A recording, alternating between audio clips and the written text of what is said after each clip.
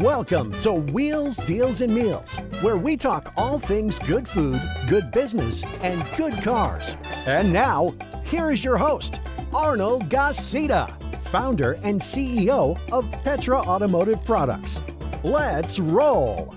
All right, we are back here at the Petra International Convention here at the great hotel Grand Duke in Houston. Again, if you're ever here, you need to stop by and see this place. It is like you're in Italy all of a sudden.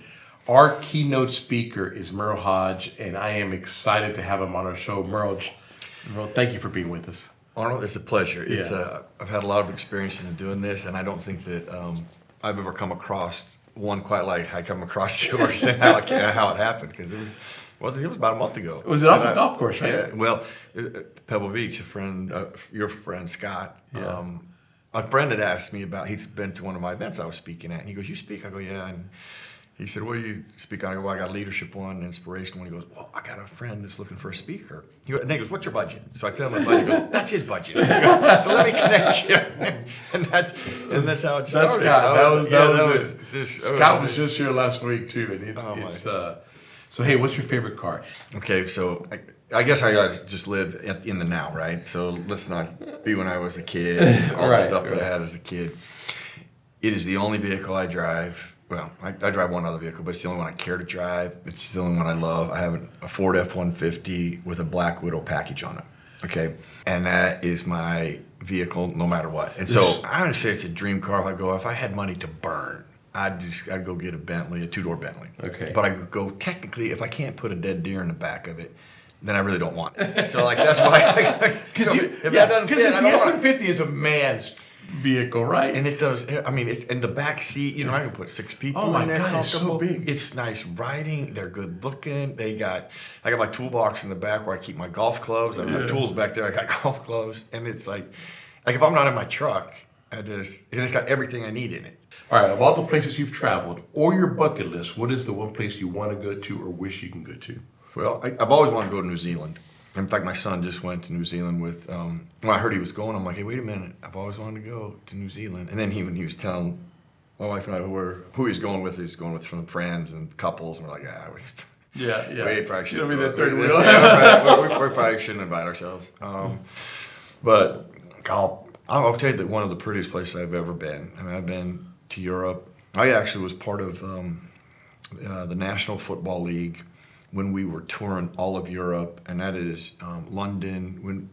Before football was launched, we were going over there to set it up for this. Okay, so this is around 1990, 89, 90, that we took a group of players over there, and we spent like 10 days. We went all through Europe, obviously London, Germany, and just toured all over, promoting the National Football League and trying to get it ready for us to go over there. So I've done all of that, but British Columbia is one of the prettiest places I have ever been. And just like spectacular, beautiful oceans, mountains that sit in beautiful. It is just. And I will tell you that New Zealand, when you get there, I've had the privilege to go twice. If it wasn't so far, I would go there every year. It's so freaking far, but it is probably, in my opinion, the most beautiful place I've ever been to. Everything they say about it is true. Well, I've missed out on it twice, actually. A friend of mine, Jim Kelly, who's so he had a hunting trip over there. Ben Roethlisberger goes over with another good friend of mine, and on the day, the days they had, I had a speaking event in Vegas that was sitting right in the middle of it, so I've had to turn it down twice. No. Well, take it on the next one. But I know what you say about kids, because sometimes my older son and his wife will say something. I go, "Yeah, I like to go to that." And you can see the look in their face like, "Not with us." Maybe not. Okay, all right. That's all right. I don't take it personally. I get it. We do that to our parents too. So, it's the way it is. All right, what's your favorite food? No, my wife just asked me the other day, "What's the best thing?" And I'm like, "God, I really don't." I'm like, "Well, kind of my go-to is always like a steak, and it's a Delmonico steak, which is probably my go-to guy. If I think of the one thing, I'm like, you know what, I'm gonna. So you're a steak potato guy? Yeah, I don't stray far from that. Although I have variety. I love all kinds of fish. I like. We'll eat a week straight and never have a steak, and then all of a sudden it's two all steaks. All of a sudden, it's like if I think about just like the thing I will crave every now and then, it's always a steak. I think, especially in business, I know in our world, right, when you take clients out, it's hardly ever do you have a client that says, yeah, let's go eat salmon tonight. Yeah. Well, there are times like I love sushi. I love Right. But steak is number one, and I'll tell you this, sushi's probably number two. Yeah. You know, that clients will say, let's go out to eat this. Mm-hmm. But I don't think I've ever had a client say, yeah, let's go get fish tonight. Yeah. Sushi, yes. Steak, yes. But other than that, not so much. Merril, where were you born? I was born in Pocatello, Idaho. 65,000. Well, it was probably 55,000 people when I was born there. A stadium. Less than a stadium, really, in today's world. Oh my gosh, yeah. Less than a stadium. You put everybody in there. How, did you grow up there? Did you stay there till? I went through went through kindergarten to college in my hometown. No kidding. I did not leave my hometown. I left. Only time I left, actually, I flew on the plane one time prior to being drafted by the Steelers. So I felt I was so sheltered. You know, I'm 21 years old when I get drafted, but in college we traveled on a bus. So we made bus trips. We made the one plane ride. We went into and played. We went to Louisiana. We played Louisiana Tech or something like that. And so that's our only plane ride that we had. Louisiana Tech is where didn't Terry Bradshaw? Yeah, Terry Bradshaw. And Duck Dynasty guy. What was his name? Phil. The dad of the Duck Dynasty guys, Phil Robertson, I believe, went to that school as well. They're out of and they were both actually at the same time, and they were both quarterbacks. Yeah. That's right. I remember that. You're right. I remember that story when I'd watched that show. You're right. That came up because Bubby Brister, who was our quarterback, I believe he played in the same or one of the colleges in that same area. Yeah, maybe he might have Louisiana State or something. So you grew up in Idaho, and then you go to college. And you get drafted while you're in that town to go to the Pittsburgh Steelers. You're 21. Yeah. How was that date? It mixed with a lot of things. My mom had died a year before that, tragically, and I was projected. You know, the draft went from 3 days, then it went to 1 day. You know, and then it's moved around a lot. But back then it was 3 days too, and I was projected between first and third round, and the first and third rounds went by and I didn't even get a butt dial, you know. Nobody even accidentally called me. And then day 2 went by, and I was like, oh boy. And then so day 3 comes, and So wait a minute. So before day 3, what are you thinking? I mean, are you thinking like there's a chance I'm not going to get called? After one day, when it gets to day 3, you know, the first 2 days there's all kinds of, you know, hope and anticipation and anxiety that, you know, everything, you know, the next one will be yours. Your call, the next one, the next one, the next one, and you know, pretty soon that starts to burn away at you. And I went out and played. I started playing basketball with my brothers, and a friend came over, and my dad came out and he said, "Hey, you want on the phone?" And actually, when he said that, I was like, "Oh, I didn't even think of somebody maybe calling me." Yeah. So I ran in and I just said hello, and it was the scout who had scouted me. And I forget his name, but he said, "Hey, Merril, this is so-and-so for the Pittsburgh Steelers." He goes, I will never forget what he said. He said, "We need you on this football team." He goes, "You can make this football team." And that's all I heard him say. And I was like, I almost couldn't speak. They got me on the phone with the secretary after that about flying in, which was my second plane ride I would take. Wow. I would fly to Pittsburgh for my after being drafted. So. And then they were my favorite team as a kid. So there was a lot of surreal things going on at that time. I'd watched them win Super Bowls, and they were my favorite team. And now I got a chance to go play for them. So when you hang up the phone from a guy that says, "Hey, we're going to pick you. We want you to come." When you hang up the phone, what your dad was with you? Yeah, my dad was there. When you turn around, you tell your dad what? You know, I don't. Well, I told him it was the Pittsburgh Steelers because he heard me on the phone, and I knew that. Okay, at that time, that's when I had a sense of peace that I had the one thing that so many players don't get. I had an opportunity, and I was just like, I was so grateful for that opportunity, and I was like, And now I'm committed. I'll talk about this. I'll talk a little bit about it tonight. I always talk about there's a lot of moment of truth in people's life where you have to commit.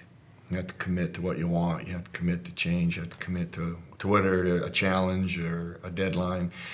And that commitment's important because that means you're willing to do the work. You're going to beat the odds. And you're going to do everything in your God-given ability to get there. And when that is done, you're going to have peace because you did your part. And that's what I felt at that moment. By no stretch of the imagination did I not, was there a bunch of bumps in the road along the way, but that commitment. It's got to be a roller coaster of emotions, right? No, but that commitment was. I had peace with it because I had my opportunity. Because it was getting to the point. I got drafted in the 10th round, and there were 12 rounds back then. Not like 7 today, and I just knew that I was this close to not having an opportunity, and I was so grateful for that, and was not going to waste it. So you get the call, you get drafted, off you are to Pittsburgh. Now, when you get drafted, are you on the team, or you still got to earn your spot on the team? When I say opportunity, that is all you get. A chance to walk on the field. There's a chance to show up for 5 weeks and show that you're worthy of playing. Because, well, I'll just give you Chuck Noll. I'll give you what Chuck Noll said. One of the main things he said, he's the greatest man I've ever been around. He's the greatest leader, greatest teacher, greatest coach I've ever been around.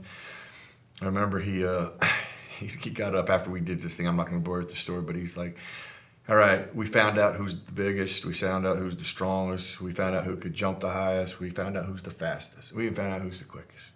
Okay? We did that all today in these drills he's talked about. I got 5 weeks now to find out who can play football, and that's who I'm keeping.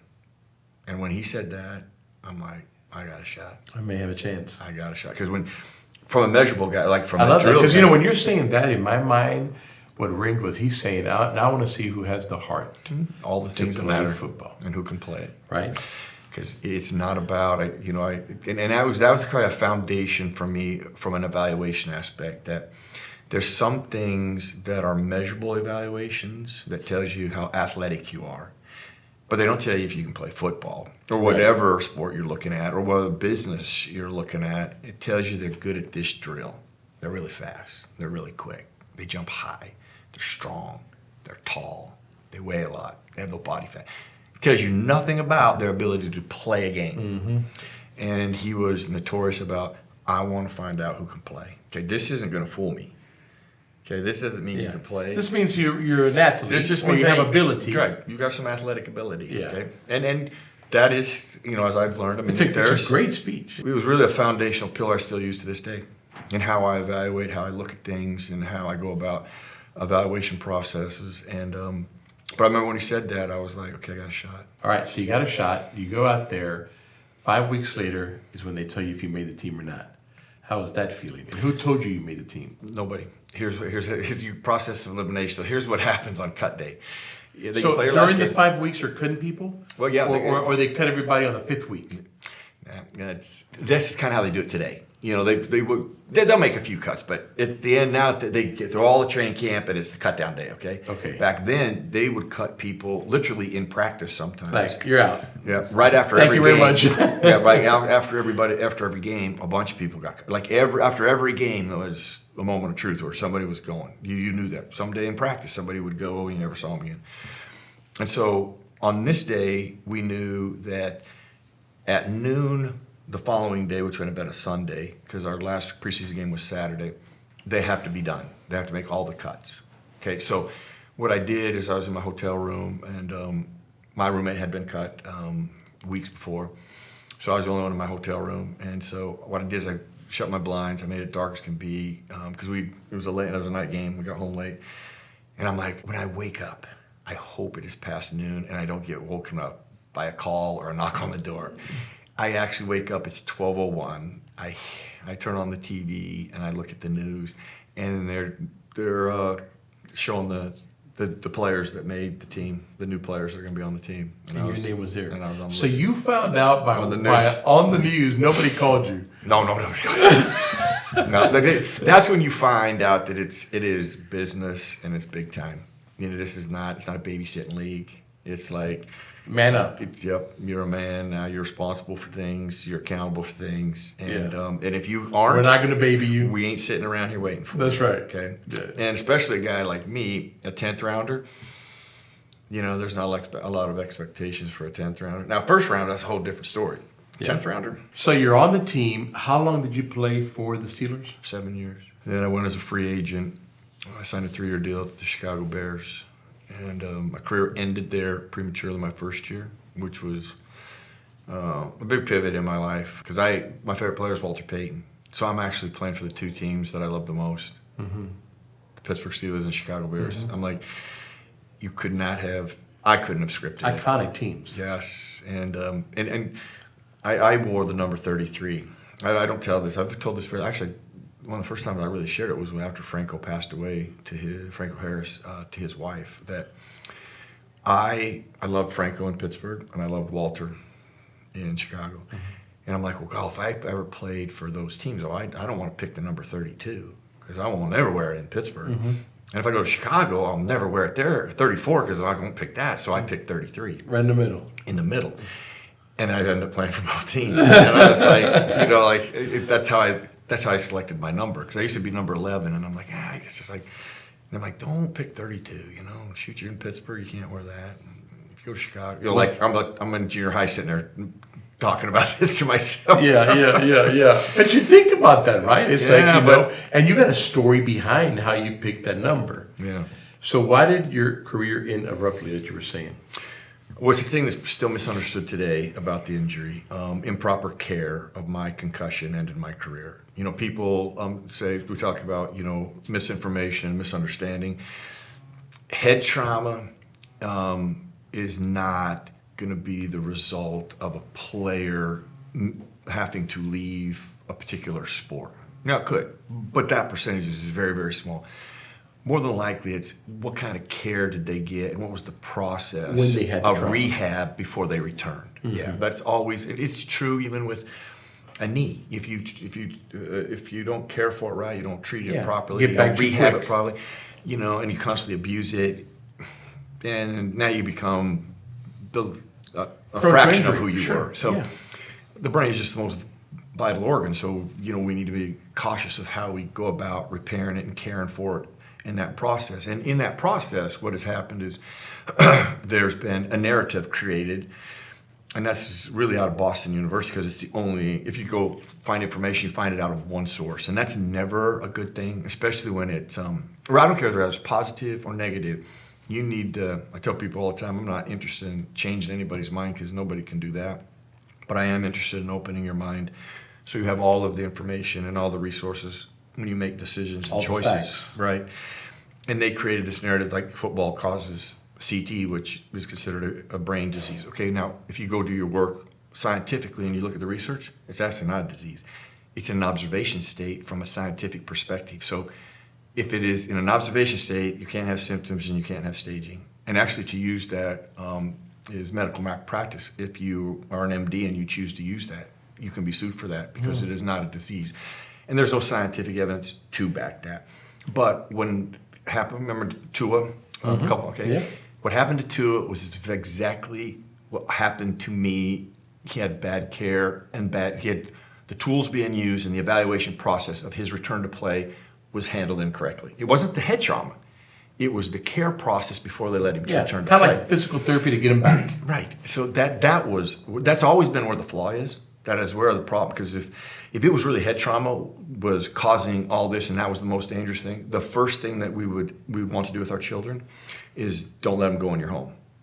Because the leading cause of head trauma, or tripping, falling, is the leading cause of head trauma in the entire country.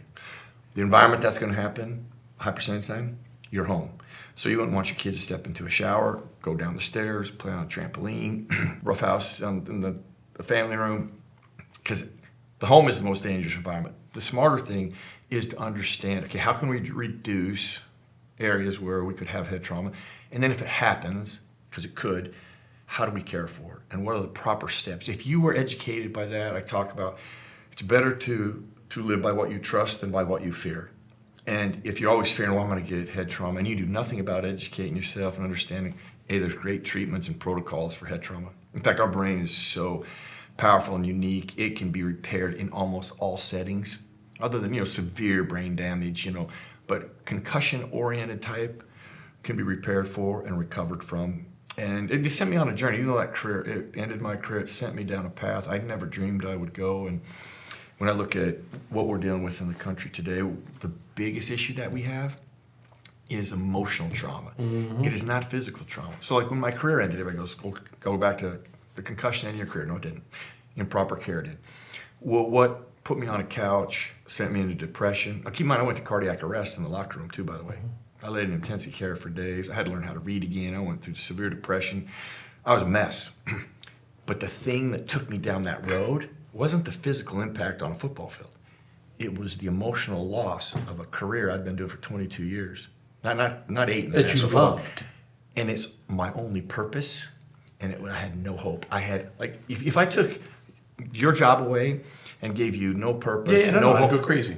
everybody would. Yeah. You never know where that will send you. I think COVID ever gave everybody a little bit of a taste of what could happen if it was done. You had to find something else. That journey can be arduous for people. Some people can't get to that other step. I was struggling getting to that other step. And it wasn't until I really took, these words have helped me, have helped me live and dream and fight to live, and a lot of in between. Here's a lot of in between. Once I took ownership of where I was, I quit pointing fingers, casting blame, and making excuses. And I got myself off the couch and started to do something in a proactive manner. That is when things changed for me. That's when everything has always changed for me. And so, I try to share a little bit of this tonight on that responsibility we all have. And so once I did that, things did change, but it's led me into understanding and emotional trauma is something actually that is experiences that we've had on our journey in life. There's a thing called ACEs, and I call them like internal, which are like in your home, so you could have a death in the family. This is what triggered me. So my mom died when I was a kid, so I'm like, I remember that was tragic for me. It changed our home, wrecked lives.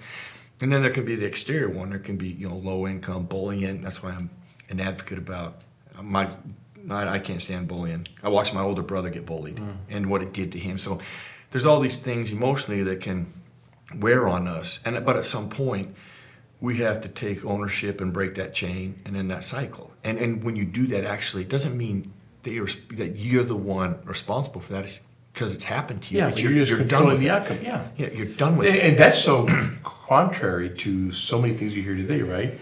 Because today, I would say, just my opinion, sometimes, most of the time, people don't want to take ownership. It's always that guy's fault, that guy's fault, and that guy's fault. Granted, maybe they did things along the way like bullying. Very true. But at some point, you got to put the big pants on and say, I control the destiny. Why? Because you know what you're doing. Here's when people point fingers, cast blame, make excuses. You know what you're doing. You're letting them hold you hostage to what they did. Right. You aren't saying, hey, listen, I'm done with you. Yeah. I'm breaking that chain. That cycle's over for me. Yeah. You are no longer a Right. part. You're not in control of me. I'm going this way, but you are spot on. People, if you get there, and which you have to, and you can't make people get there. You could be doing that. I could say, Arnold, you can't do that. You got to quit pointing fingers. It's their journey. And you could be saying, you know what? You're another one that's got a problem. You just keep pointing fingers at me. It's like that's why self-reflection is so important. Is you stop and you just go, okay, perspective. Okay, you know what? I didn't deserve that. And if I'm gonna say, it's like this. It's like when you harbor ill will, it's like drinking poison and hoping they die. If you think of it like that, that's the dumbest thing ever. And they are holding you captive. Yeah, and so until you break away. And if you could get them to realize, okay, this is freeing you up. Okay, this is great for you. You can move on. Now, I'll say this tonight: do you control your mind, or does your mind control you? And that is really where almost all our battles come from.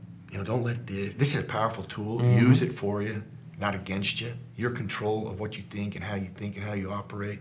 And don't lose sight of that. And if you'll take power in that, you'll take ownership in that, man, magical things happen. That is actually when all things do change. Now, the one thing I do want to say, because when you say that, people think it's just taking ownership one day, go, I'm done, and then everything's great. No.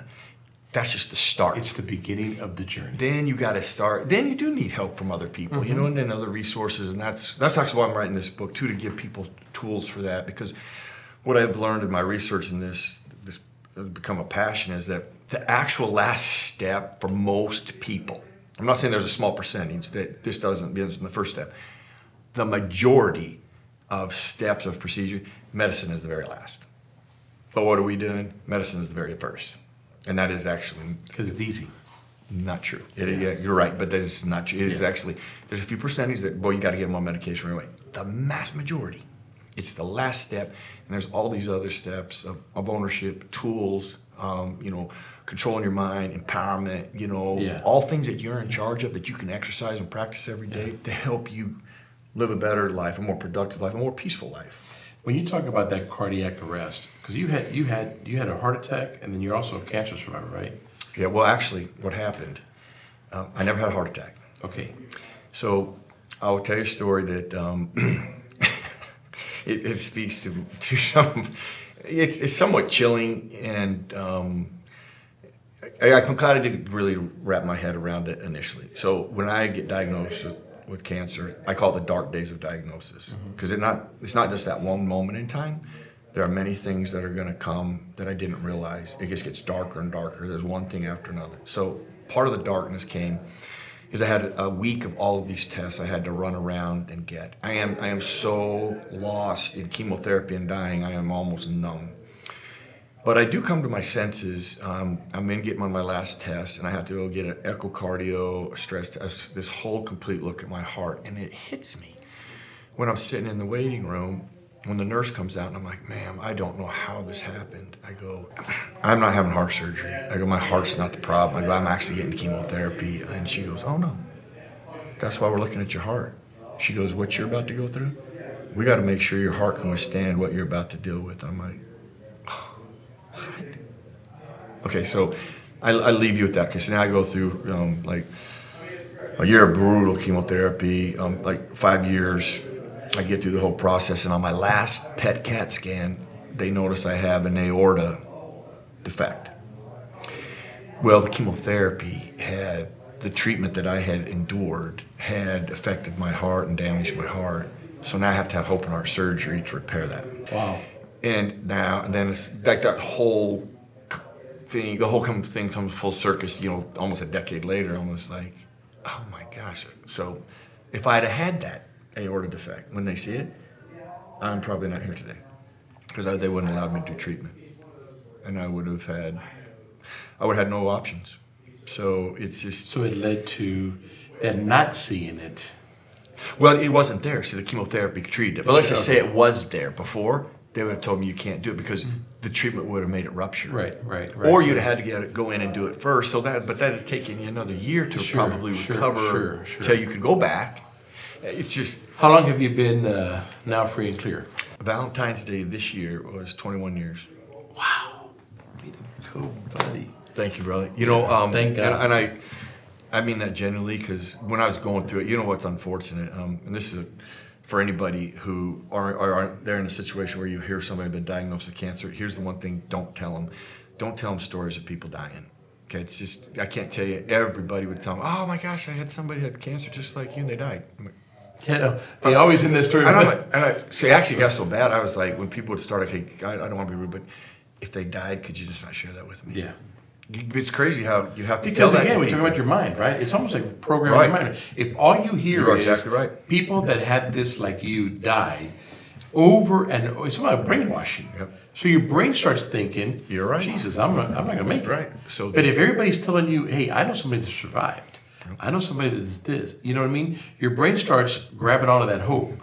That's why I kept asking people. So this guy come up to me. It was an event. It was just about a week before, 2 days before I'm going to treatment, and he started talking. And I can't remember how he started. I just know where it was going to go. So I said, "Hey, if somebody dies, I just can't hear it." And he's like, "Oh no." He goes, "I had your kind of cancer 20 years ago," and I was like, "Okay." When he said that, I'm like, that gave me hope. You know what gave me hope?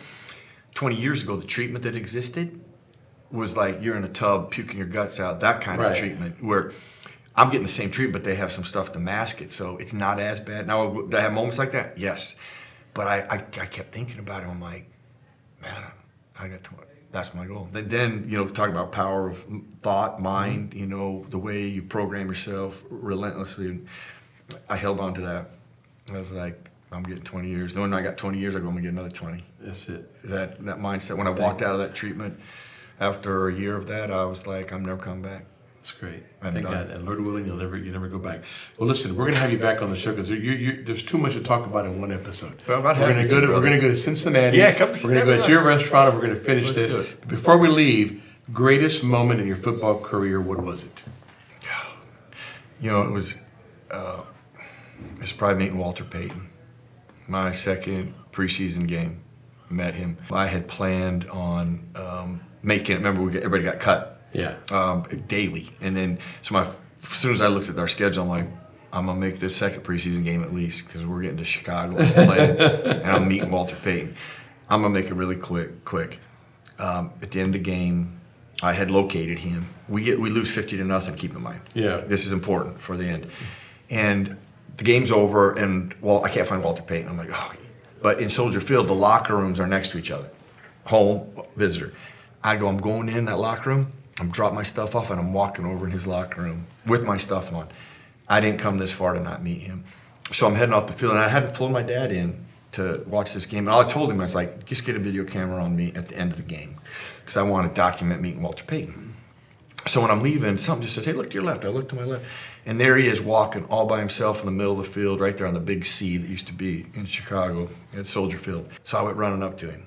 And when I run up to him, I was like taken back because I have this mountain of a man built up. And he's 5'10", 205 pounds. I'm 6'2", about 220 at that time. So I was bigger than him, and I was taken back by that initially. But I started in on how I tried to run hills like he did. I had a Chicago Bear lamp that I still have in my office. I had a Chicago Bear stool and that it sat on, and that I had a clock of a Chicago Bear that woke me up every morning. And I'm telling him all these things.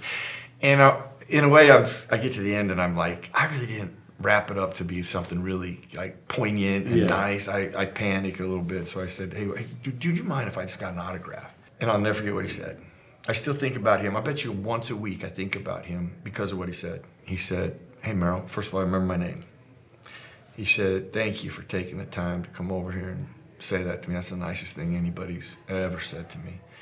He said, I don't have a pen on me, duh. He's like, so why don't you take this? So he takes his wristbands off, his elbow pads, and his headband off. He said, why don't you take these? Okay, now, I feel like I won the Super Bowl. Yeah. I'm like, my dad doesn't have the video of me talking to him. Right. He loses me, so he puts the camera, we're walking in the tunnel. Yeah. So when I pop in the screen, I'm jumping up and down, like, look what I got. And we lose 50-0, keep in mind. Mm-hmm. Okay, so everybody's had their heads down. We lose 50-0. It's not something you should be excited about. And I go back to that experience, and because the reason I share it a lot, and the reason I share that moment, the power of how you make people feel. How he made me feel on that day. Was it the greatest thing that Walter Payton ever said, was ever told to him? I highly doubt it. I highly doubt what I said was the greatest thing ever heard by Walter Payton. But that is not how he made me feel. That is not what he made me feel like. And I've never forgot that. And his genuineness, his kindness, and as big as I had built him, I just built him even bigger. You know, when I got to Chicago, I got to even know more. I get to know him better. That's for another time. But I go in the locker room, okay, so I'm happy as can be, okay? I don't know anybody that's happy getting beat 50-0 in the National Football League, so keep my Chuck Noll, our coach. Yeah. And these are big metal doors, so I hear this metal door go, boom, hits the wall. I hear, turn around. Chuck Noll comes walking in, so he made everybody stop doing what they're doing and turn around. So we all turn around, and he goes, I hope nobody went across the field and thanked them for kicking our, and I'm like, I'm sure they got footage of me sitting right in the middle with Walter Payton. I'm like, I'm so green. I mean, I've seen people get cut in practice. I'm like, I went to practice. I went after, we have a day off, so I went out, told my dad, I said, I'll probably be home tomorrow. Because I thought I'm done. I took him literally. I was across the field. I'm one of them. I went over there. I didn't thank you for getting, but I did thank you for a lot of other things. Yeah, right. I mean, I didn't get cut, but I was so worried. I was like, I'm done. I'm done by doing that. But I thought it was worth it. Yeah, it was worth it for how it made me feel. Gutsy, man. Which says a lot about you, and that's part of your history. People know about you. Do you still work out? Yeah. I noticed that because I do too, right, Butch? We kind of look the same. Thank you for being with us. You're the best, Arm. Thank you, buddy. Love you, man. Thanks. Thank you for listening to Wheels, Deals, and Meals, your main source for all things good and fun, business, food, and cars. If you like this episode, make sure to rate us and subscribe. If you would like to be a guest on our show, please leave a message at the link below. Till next time, Happy eating.